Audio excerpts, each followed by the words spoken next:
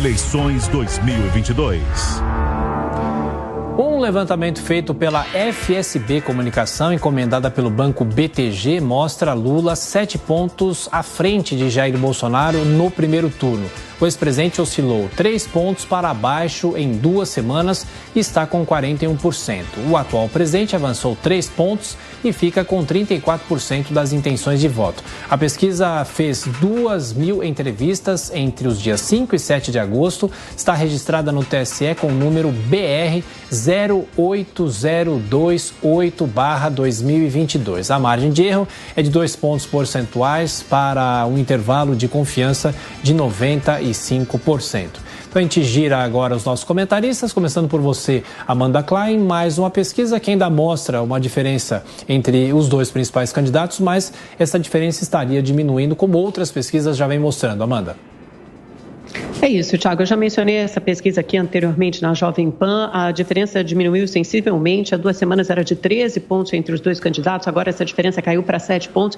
E eu falei com o Marcelo Tokarski, que é o sócio-diretor da FSB, hoje um pouquinho mais cedo, justamente para repercutir essa pesquisa. Ele é um dos responsáveis, é o responsável na FSB por essa pesquisa. Então vou adiantar o que ele me disse. Ele falou o seguinte, que os ponteiros se mexeram bem, o cenário decantou, principalmente com os benefícios, né? Amanhã cai no bolso do trabalhador Auxílio Brasil, mas a expectativa já fez com que esses ponteiros se mexessem, e é interessante porque a queda do preço dos combustíveis na bomba de gasolina já influenciou também a expectativa do eleitor de classe média, tanto que se você for decantar essa pesquisa, olhar nos segmentos, nas estratificações, você percebe que o aumento da intenção de voto em Bolsonaro se deu principalmente nas classes médias, aqueles eleitores com renda familiar entre 2 e 5 salários mínimos, muito mais do que nos eleitores de renda baixa e os que recebem Auxílio Brasil. Esses continuam votando majoritariamente em Lula. Então, onde é que esses ponteiros se mexeram para a gente entender melhor? No Sudeste, o Bolsonaro está empatado tecnicamente com o Lula. Antes, o Lula tinha uma pequena dianteira.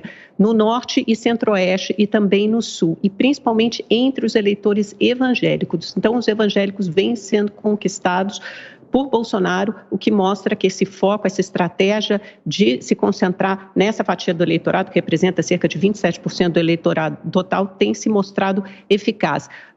Outra coisa que precisa ser ressaltada aqui, segundo Marcelo Tokarski, é o seguinte: melhorou a avaliação do governo, então melhorou sensivelmente, é o melhor ponto de avaliação do governo Bolsonaro desde o início do ano, caiu a rejeição, por isso ele ampliou a intenção de votos. Então a gente vê uma melhora da avaliação do governo, queda do ruim e péssimo, isso já se transferiu para a rejeição da figura do presidente, que vem caindo também, e isso se traduz num maior potencial de votos. Então é um cenário hiperaberto, como Marcelo Tokarski define, e caiu também a distância entre os dois candidatos no segundo turno. Então, esse efeito foi dado não só no primeiro turno, mas também no segundo turno. Ou seja, a disputa está bem emocionante. O Mota, entrevista feita com 2.000 entrevistados. A tendência agora é Bolsonaro e Lula estarem cada vez mais próximos. Bolsonaro cada vez mais próximo de Lula com o pagamento dos auxílios e também com a queda da gasolina, dos combustíveis?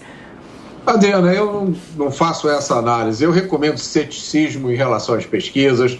Nós vimos aqui o caso da Quest, nós entrevistamos o dono da Quest, que foi marqueteiro do PT em 2014 e 2018, mas você não encontra essa informação em nenhum lugar. Se não fosse a Jovem Pan, a maioria das pessoas, dos eleitores, nunca ia saber disso. Dizem que pesquisa é a fotografia do momento. Não tem melhor fotografia do momento do que o desempenho das ruas, as pessoas que seguem ou deixam de seguir os candidatos. Não é possível haver tanto contraste, né? Um contraste tão grande entre o que a rua diz e o que as pesquisas dizem. Então, eu volto àquela recomendação que eu sempre faço. Cada pesquisa deveria vir com a nota do Instituto. Essa nota diz qual foi o desempenho passado desse Instituto em outras eleições. E agora eu acrescento isso. Deveria vir também com uma informação sobre as ligações dos donos e diretores desses institutos com políticos e partidos.